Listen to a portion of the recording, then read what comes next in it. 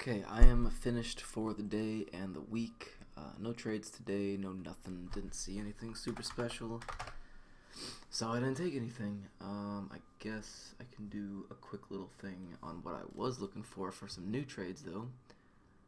Cisco, what I'm looking for is a breakout up in channels moving up. Cisco got close, not close enough. COP was pretty interesting. I don't know why TradingView messes these trend lines up. COP came close, just it needed to go farther. It needed to break down back underneath the channel for anything special.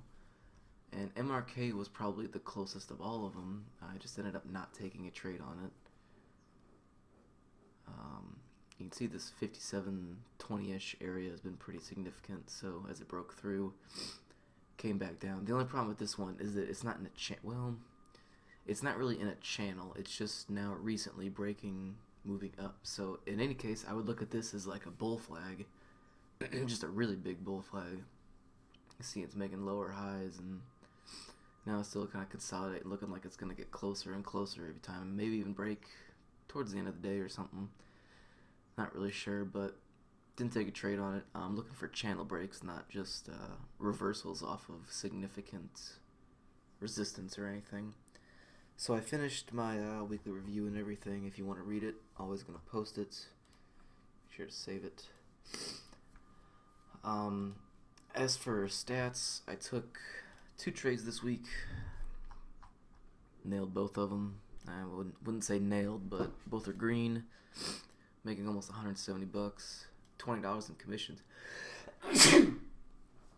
It's pretty crazy because I took a 1,000 share trade and commissions almost $15 for a 1,000 share trade. So that's something I gotta keep in mind for the next trade. Is if I am gonna take 1,000 shares or even 2,000 shares, well then my profit needs to be pretty big to erase those commissions. Because I mean this is a quarter of my profit there that's just taken away just for trading. Week 2 for 2, winning days 2, $20. The amazing thing about this week is I am now positive on the year. I have dug myself out of the hole that I was in towards the start of the year. I just remember it was just awful, really. First 3 weeks of the brand new year, I mean, I couldn't get anything going. Trades weren't working in my favor. I mean, I was still making, mistakes and everything, but I just remember that just things were not going my way. Even going back up here, I mean, 225 is the biggest losing day of the year, and luckily I changed that. My biggest winning day of the year is just $3 more than my biggest losing day, and that was just off of one trade too. But definitely happy with myself that I am now positive on the year. I have officially made money trading this year. Well, sort of. There's plenty of other things like trade ideas that I gotta cover next. So I mean, we're looking at another $1,000, and then maybe I'm actually break even. But this is good because I'm starting to show a little bit more consistency again, and it's crazy how little I've been trading. Just learning so much of what not to do has caused me to just trade so little, and I really need to start taking advantage of trades that do appear and are in my favor, and all the odds are in my favor. So still plenty to work on. I kind of want to do a little short stat review of where I'm at on the year too. So just starting from the top left, average win is almost double my average loss, which is definitely a good thing. Expectancy is $12. Basically every trade that I take, I can expect $12 to get out of it. Average winner is almost 4 times the size of my average loser, which is also pretty good. I'll just kind of look at the numbers. You can see my cent return or cent loss. You got 7, 10, 7, 12, 4.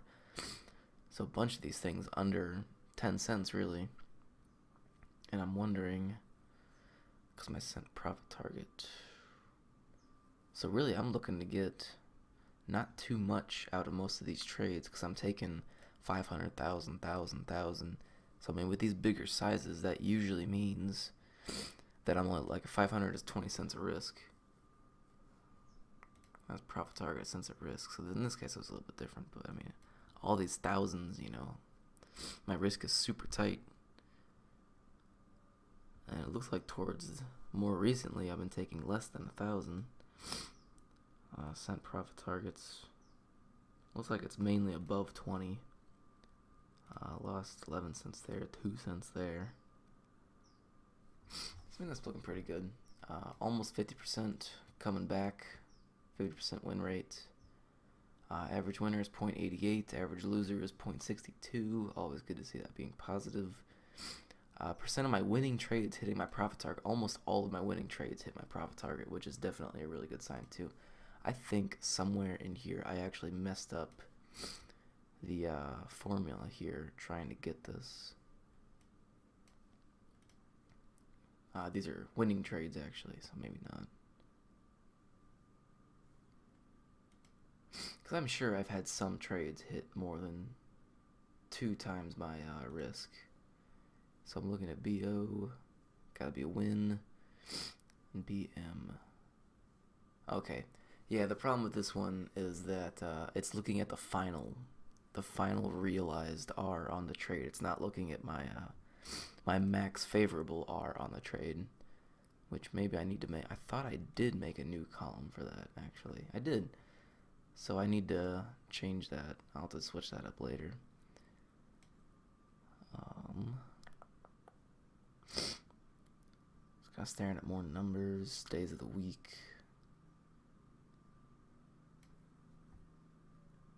I'm taking 2 trades on a Monday this year. That's crazy. Wednesday and Thursday I've been the most active.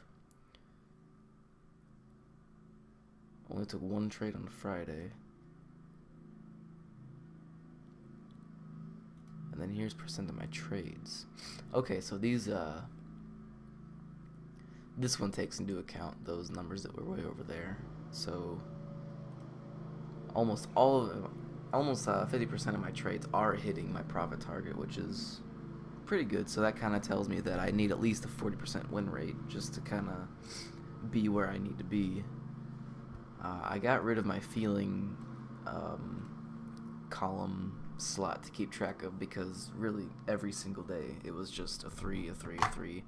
I was never trading on tilt or too excited or something, so I mean I just never bothered with it. I just got rid of it because it didn't really tell me anything else.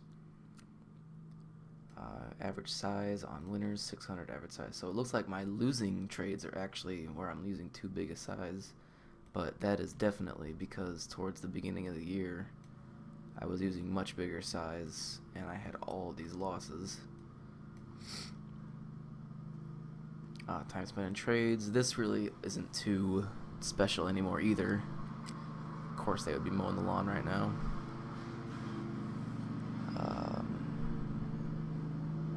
Because most of my trades are, you know, scalps. So I mean this 8-minute trade fitting in here. But it's good to see it's all, the net winners are bigger than the net losers finally.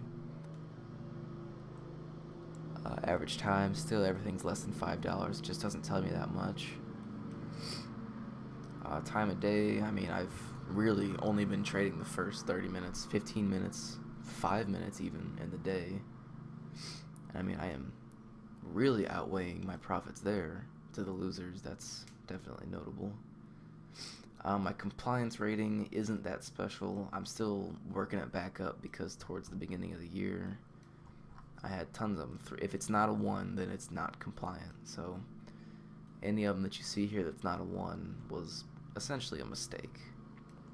And you want to aim for 90% compliance for each and every one of your trades. And then the fun part is the charts, right? I'm still working on this one. That's a new one that I'm working with. Winners. See, my winners barely ever go farther than half of my risk against me. Losers. For the most part, it looks like, well, I can't pay attention to the beginning trades too much, but even towards the end over here, it still looks like if I'm entering it, it's immediately against me. You know, it's best to get out.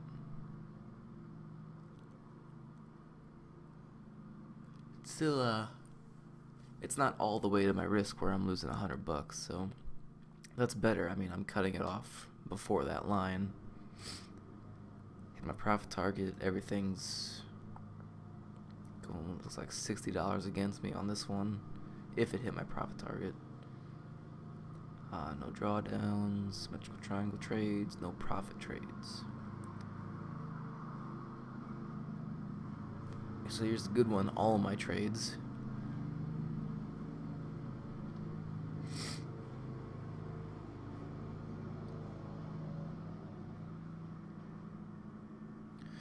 You know, you make these things and you try and figure out what it is that you can improve on.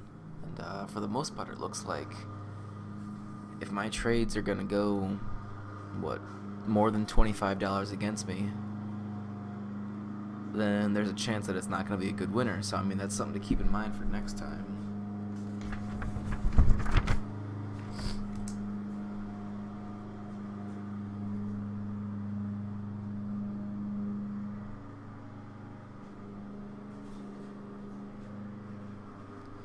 And I think a new chart that I should make is instead of all trades, I should just do all of my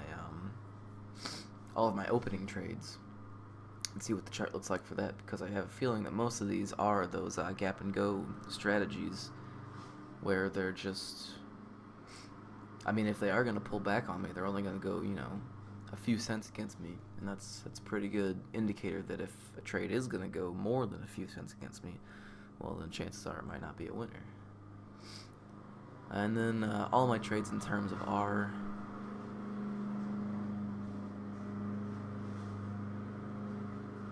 you know, I think the one I hit negative 42. So I mean, most of these trades are just barely going against me, and that'd still be a winner. So that's just something to keep in mind for next week and from here on out, really. I guess the average size 66, average target RR is slightly above 1. Average dollars at risk is over 100. That's good. That's what I'm aiming for. Average max P&L is 126. Average minimum P&L is less than 50. So that's definitely a good deal too. And my average R is only 5 cents, but that's, I mean, the first few weeks really skewed this negatively against me, because looks like after this 45 here I had a 42, and then that's it. So just kind of idea where I'm sitting at. I guess I can go over this stuff too.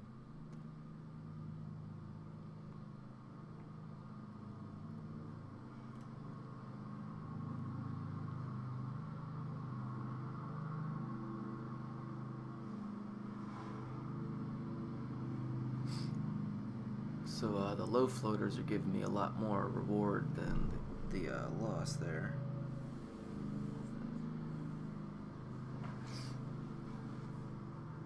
But I mean, I've known this stuff for a while now, so I mean, it's really not anything too new. I already got it written down on my card that, you know, above 100 is where I'm sitting profitable.